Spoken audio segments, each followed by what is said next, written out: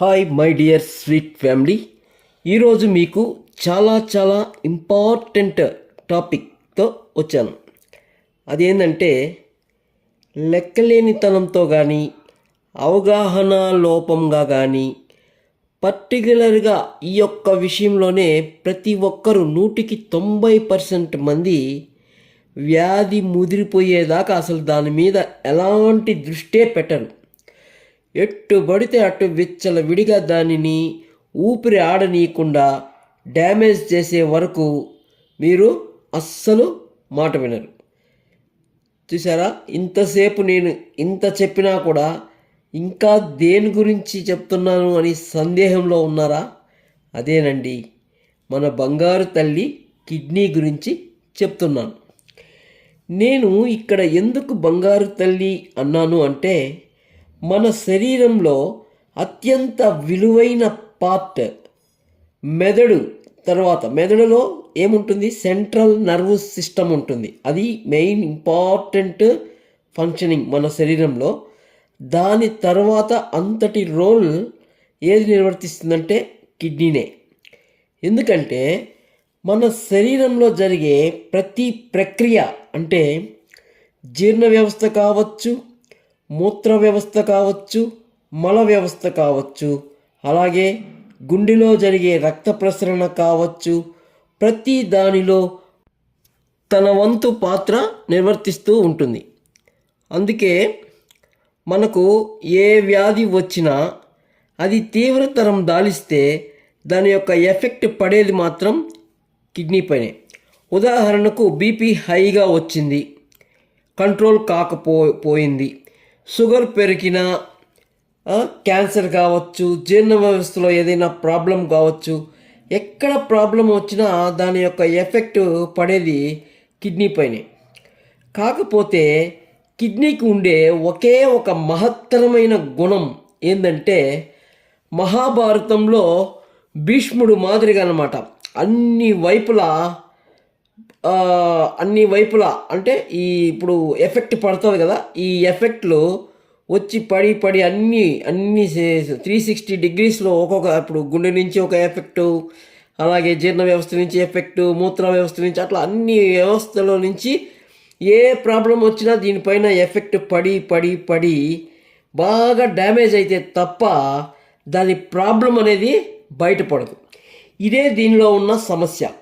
ఎందుకంటే బాగా డ్యామేజ్ అయ్యేదాకా జబ్బు బయటపడదు, బయటపడేదాకా మనం కూడా దానిని గుర్తించి అస్సలు పట్టించుకోము. పోనీ దీని ఫంక్షనింగ్ ఎలాగ ఉంది అని ఏదైనా టెస్ట్ చేసి తెలుసుకోవాలంటే అయ్యే ఖర్చు ఏమైనా వేలల్లో లక్షల్లో ఉంటుందా అనుకుంటే, దీని టెస్ట్కి అయ్యే ఖర్చు మీరు నమ్మరు. మీరే కాదు, నేను కూడా నమ్మలేను. ఎంతంటే కేవలం 100 రూపాయలు, ఒకే ఒక 100 రూపాయలు. అందుకే నేను థంబ్నెయిల్లో కూడా కేవలం 100 రూపాయల ఖర్చుతో మీ కిడ్నీ సురక్షితం అని పెట్టాను. ఎందుకంటే కిడ్నీ యొక్క కండిషన్ ఏంటని తెలుసుకుంటే, అది కొంచెం దాని కండిషన్ ముందే తెలుసుకుంటే మనం ఏదైనా దానికి కావలసిన పరిహారాలు, ఏమన్నా ప్రాబ్లం ఉంటే కొన్ని చిన్న పరిహారాలు చేసుకొని బాగు చేసుకోవచ్చు. అదనమాట. అందుకు 100 రూపాయలు టెస్ట్, కేవలం 100 రూపాయల ఖర్చుతో మీ కిడ్నీ సురక్షితం అని పెట్టాను. మరి ఏంది ఆ టెస్ట్? ఆ టెస్టు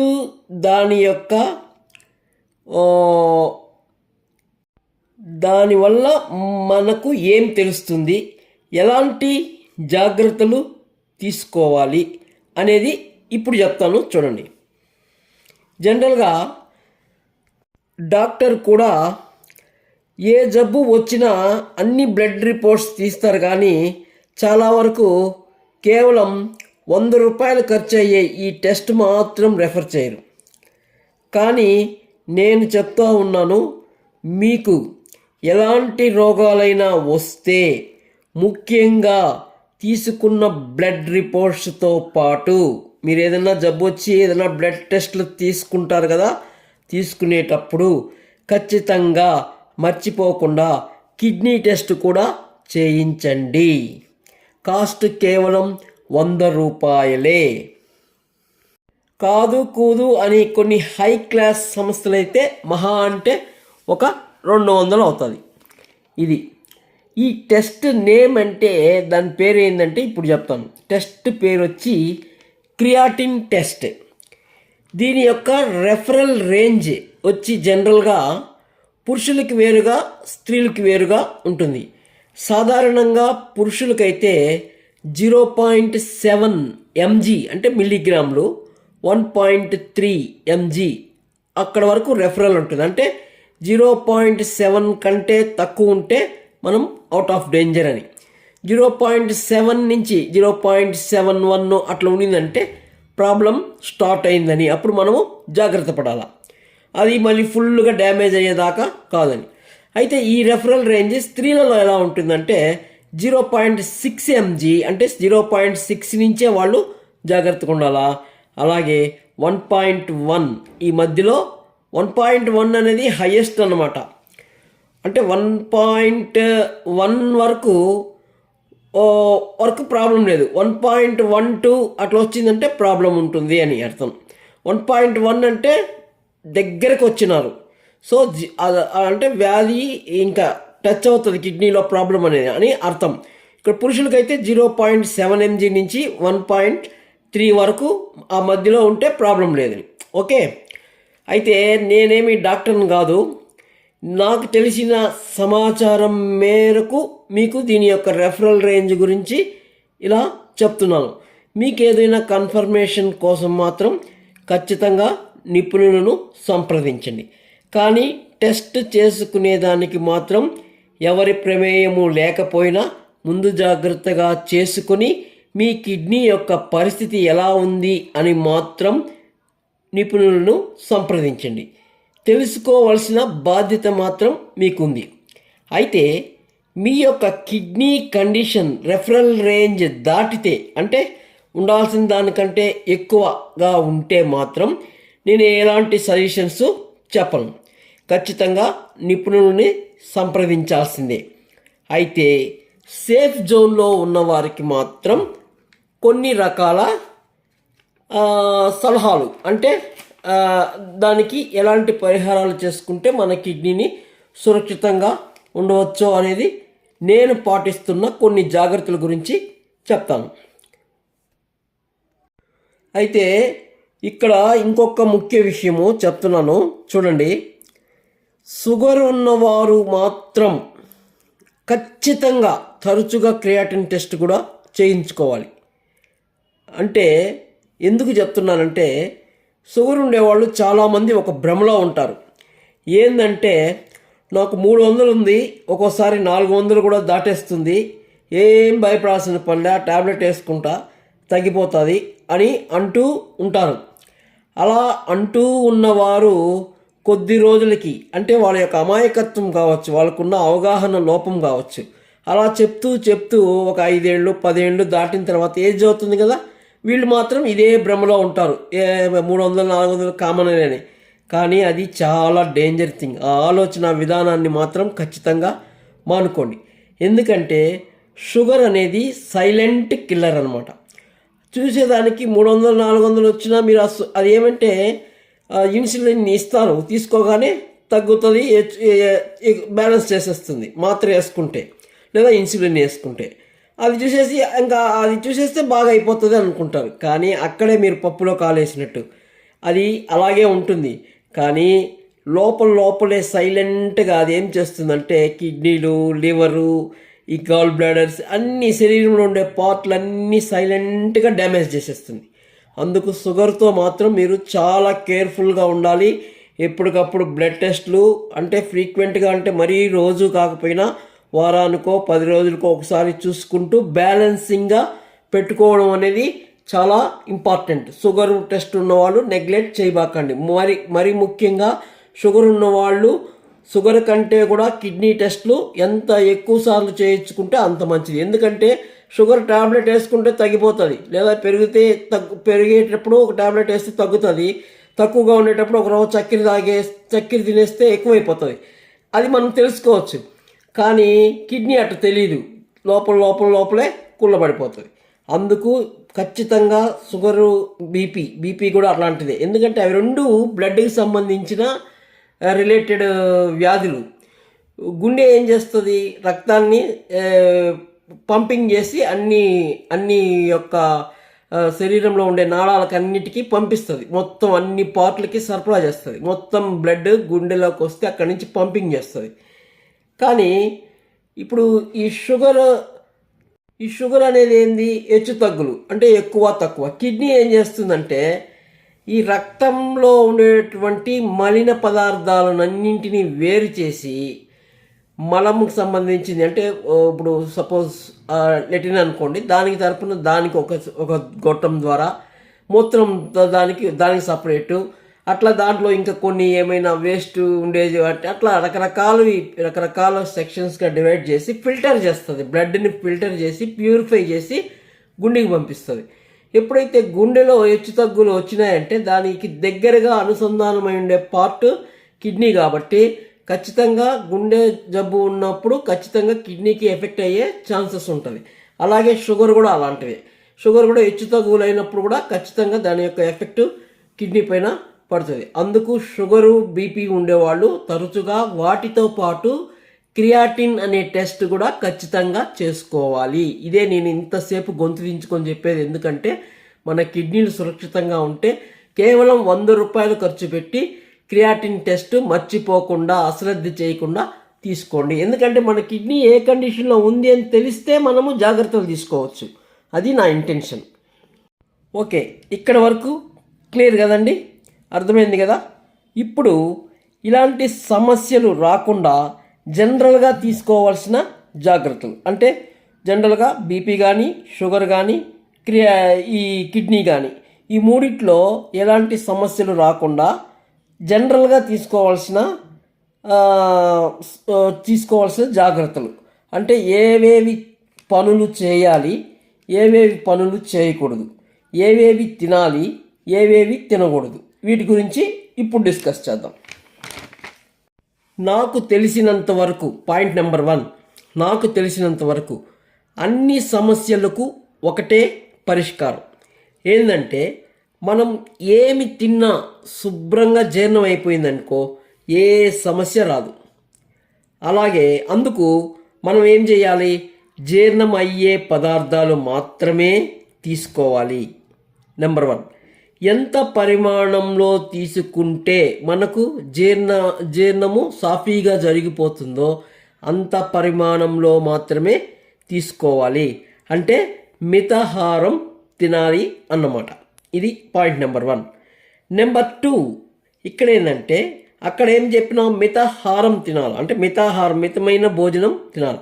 నెంబర్ 2 ఏం చెప్పినాం, సరిపడినంత నీటిని మాత్రమే తీసుకోవాలి. ఇక్కడ కూడా మీరు చాలా జాగ్రత్త. చాలామంది పప్పులో కాలేస్తుంటారు. ఎందుకంటే ఒక్కొక్కరు ఏం చెప్తారు, నీళ్లు ఎంత ఎక్కువగా తాగితే అంత మంచిది అంటారు. కొంతమంది అది నిజమే అనుకొని ఏదో అప్పుడప్పుడు ఒక గుక్క తాగేసి నేను తాగుతానే ఉంటాను అంటారు. కానీ ఒక లెక్క, ఒక పక్కా ఉండదు. కానీ ఒక లెక్కగా ఖచ్చితంగా ఎలా తాగాలి, కావాల్సిన దానికంటే ఎక్కువ తాగేస్తే అది కూడా కొంతవరకు డేంజరే. ఇంగ్లీష్లో ఒక సామెత చెప్పినారు, ఏంటంటే too much of everything will be also danger thing. అంటే ఏదైనా సరే అతిగా చేస్తే అది కూడా మళ్ళీ తిరిగి ప్రమాదమే అవుతుంది, దానివల్ల ఉపయోగం ఉండదు అని ఒక సామెత ఉంది. అంటే ఇక్కడ మనము వాటరు ఎంత తాగాలో అంత మాత్రమే తాగాలి, ఎక్కువగా కూడా తాగకూడదు అని అర్థం. చూడండి, దీనికి ఇంకొక ఎగ్జాంపుల్ కూడా చెప్తాను. ఇప్పుడు మనము మిక్సీలో ఒక పప్పు రుబ్బుతూ ఉన్నాం, బియ్యమో లేదా పప్పులో ఏదో వేసి రుబ్బుతూ ఉన్నాం. వాటరు దానికి కావాల్సిన దానికంటే ఎక్కువ పోసేసామనుకోండి, అప్పుడు ఏం చేస్తుంది, చిమ్మేస్తుంది, వాటర్ అంతా కొట్టేస్తుంది బయటికి. అదే తక్కువగా పోసాం అంటే కావాల్సిన దానికంటే తక్కువ పోసాం, అప్పుడు ఏమవుతుంది, కష్టం మీద తిరుగుతుంది. ఏది, ఆ మిక్సీలో ఉండే గ్రైండరు కష్టంగా తిరుగుతుంది. దానివల్ల ఏమవుతుంది, తొందరగా పాడైపోతుంది. అలాగే ఇక్కడ కూడా ఎంత వాటర్ తాగాలో పిండిని బట్టి ఎంత మితంగా తాగాలో ఇక్కడ కూడా ఆ పిండి అంటే అక్కడేమో పిండి చూస్తాము, ఇక్కడ పిండి అనేది ఏంటంటే మన యొక్క బరువు, మన యొక్క బరువు అనేది ఇక్కడ పిండి. అంటే ఇది కూడా నాకు తెలిసి అని చెప్తున్నా, ఏదంటే ఏది కూడా ఖచ్చితంగా నేను చెప్పకూడదు, ఎందుకంటే I'm not a doctor. So నేను డాక్టర్ కాదు కాబట్టి కరెక్ట్గా ఇదే కరెక్ట్ అని నేను చెప్పకూడదు. మీరు నిపుణులను సంప్రదించి నేను చెప్పే విషయాలన్నీ నిర్ధారణ చేసుకున్న తర్వాత మాత్రమే చేయండి. కాకపోతే నాకు తెలిసినంత వరకు నేను చాలా విషయాలు చాలామందిని సంప్రదించి నేను తెలుసుకున్న జ్ఞానం ప్రకారము నేను చెప్పేది ఏంటంటే, సురక్షితమైన వాటర్ తాగే విధానం ఏంటంటే, ప్రతి 21 కేజీలకు మనం వెయిట్, ఇప్పుడు సపోజ్ 20 కేజీల వెయిట్ ఉంటే 1 లీటర్ చొప్పున ప్రతిరోజు తాగాలి. ఇది సరి అయిన కొలత. అంటే చూడండి, ఇప్పుడు ఒక మనిషి బరువు 60 కేజీలు ఉన్నారనుకోండి, వాళ్ళు 3 లీటర్స్ నీరు తాగాలట. అలాగే 100 కేజీలు బరువు ఉంటే 5 లీటర్స్ నీరు తాగాలి. ఇది కూడా నిపుణులతో సంప్రదించి కన్ఫర్మ్ చేసుకోండి. నేను కూడా వెయిట్ లాస్ కోసం ఒక డాక్టర్ దగ్గరికి వెళ్తే ఆ డాక్టర్ చెప్పిన విషయాన్ని ఇక్కడ నేను చెప్తున్నాను తప్ప నా సొంత నిర్ణయం అయితే కాదు. కానీ మీరు పాటించేటప్పుడు మాత్రం ఖచ్చితంగా మీరు మీ డాక్టర్ని కూడా లేదా మీకు తెలిసిన నిపుణుల్ని సంప్రదించి నిర్ధారణ చేసుకోండి. ఇది వాటర్కి సంబంధించింది. నెక్స్ట్ థర్డ్ వన్ ఏంటంటే, సి విటమిన్స్ ఎక్కువగా లభించేటటువంటి ఫ్రూట్స్ ఎక్కువగా తీసుకోవాలి. ఇది ఏం చేస్తుందంటే, జీర్ణ వ్యవస్థకు ఈ సిట్రస్ అనేది కొంతవరకు ఈజీగా, అంటే బ్లడ్లో ఉండేటువంటి కొవ్వు పదార్థాలు అట్లాంటివన్నీ తొందరగా కరిగించడం, ఇలాంటి పనులన్నీ చేస్తుంటాయి. కాబట్టి ఈ సి విటమిన్స్ ఎక్కువగా ఉండేటువంటి ఫ్రూట్స్ తినడం కూడా మనకు ఆరోగ్యదాయకం. నెక్స్ట్ పాయింట్ నెంబర్ 4, ఉదయము 45 నిమిషాలు, రాత్రి 45 నిమిషాలు వాకింగ్ చేయాలి. ఖచ్చితంగా ప్రతి ఒక్కరూ చేయాలి, ఎవరైనా సరే ఇది మాత్రం చేయాలి. దీనివల్ల చాలా ఉపయోగాలు ఉన్నాయి. దీని గురించి కావాలంటే ఇంకొక వీడియో కూడా చేస్తాం. ఇప్పటికి మాత్రం వాకింగ్ ఉదయం 45 మినిట్స్, ఈవినింగ్ 45 మినిట్స్ తప్పనిసరిగా చేయాలి. నెక్స్ట్ ఉప్పు, చక్కెర సాధ్యమైనంత వరకు ఎక్కువ కాకుండా చూసుకోవాలి, అంటే ఎక్కువగా తీసుకోకూడదు. ముఖ్యంగా 40 ఇయర్స్ దాటిన వాళ్ళు, మరి ముఖ్యంగా 50 to 60 ఇయర్స్ దాటిన వాళ్ళు చాలా వరకు నియంత్రించాలి. 40 ఇయర్స్ ఉన్నవాళ్ళు, 40 ఇయర్స్ బిలో ఉన్నవాళ్ళు కొంచెం అటు ఇటు ఉన్నా పర్వాలేదు. 40 ఇయర్స్ వచ్చారంటే డేంజర్ బెల్స్, కొంచెం జాగ్రత్త పడాలి. మామూలుగా తీసుకున్న దానికంటే కొద్దిగా తక్కువ తీసుకోవాలి. 50 దాటిందనుకోండి ఇంకా కొంచెం తగ్గించేసేయాలి. అదే 60 ఇయర్స్ వచ్చింది చాలా వరకు తగ్గించాలి. 70 ఉంది చాలా తగ్గించేయాలి. ఇదన్నమాట. అంటే ఏజ్ పెరిగే కొద్దికి ఈ ఉప్పు అనేది, షుగర్ అనేది, కొవ్వు పదార్థాలు కానీ అలాగే అన్ని విషయాల్లో చాలా వరకు నియంత్రించుకోవాలి. తర్వాత ఆకుకూరలు, పండ్లు తరచుగా తీసుకోవాలి. ఇంకోటి మెయిన్ ఇంపార్టెంట్, ప్రతి ఒక్కరూ ప్రతిరోజు కనీసం 8 గంటలు నిద్రపోయేటట్టు చూసుకోవాలి. ఇది ఏమి చెయ్యాలి అనేటివి, ఏమి చేయకూడదో అనేది ఇప్పుడు చెప్తాను చూడండి. మద్యం సేవించడం, ధూమపానం, గుట్కా, గంజాయి లాంటి మత్తు పదార్థాలను నియంత్రించుకోవాలి. చాలామందికి అలవాటు అయిపోయింది, మద్యపానము, ధూమపానము అనేసి అలవాటు అయిపోయి ఉంటుంది. వాళ్ళు ఏం చేస్తారంటే కొంచెం తగ్గించుకుంటూ కాలక్రమేణా నిలిపేయడానికి ప్రయత్నం చేయండి. ఈ మద్యపానం నిలపడానికి కూడా నేను రాబో వీడియోస్లో ఒక మంచి చిట్కాతో ఒక వీడియో చేస్తాను. ఖచ్చితంగా నా ఛానల్ని సబ్స్క్రైబ్ చేసుకొని బెల్ కొట్టి ఆల్ వీడియోస్ని కొడితే ఫ్యూచర్లో, ఇప్పుడు కొంచెం ఇంకొక ఫ్యూచర్లో ఖచ్చితంగా ఈ మద్యపానం ఏ విధంగా, అంటే చాలామంది తాగుతూ ఉంటారు, నిలిపేయాలంటే ఉన్నట్టుండి నిలపలేరు. కానీ ఒక టెక్నిక్ ఉంది, ఆ టెక్నిక్ పాటిస్తే ఈవెన్ సిగరెట్ కానీ ఏదైనా సరే ఒక టెక్నిక్ ఉంది. ఆ టెక్నిక్ సంబంధించిన ఒక వీడియో అనేది చేస్తాను. ఇంకా కొన్ని విషయాలు కూడా సేకరిస్తున్నాను. అది పూర్తిగా దొరికిన తర్వాత ఖచ్చితంగా మీకు 100% రిజల్ట్స్ వచ్చే విధంగా ఒక వీడియో అయితే చేస్తాను. అప్పటి వరకు నా ఛానల్ని సబ్స్క్రైబ్ చేసుకొని చూస్తూ ఉండండి. Next point number 4.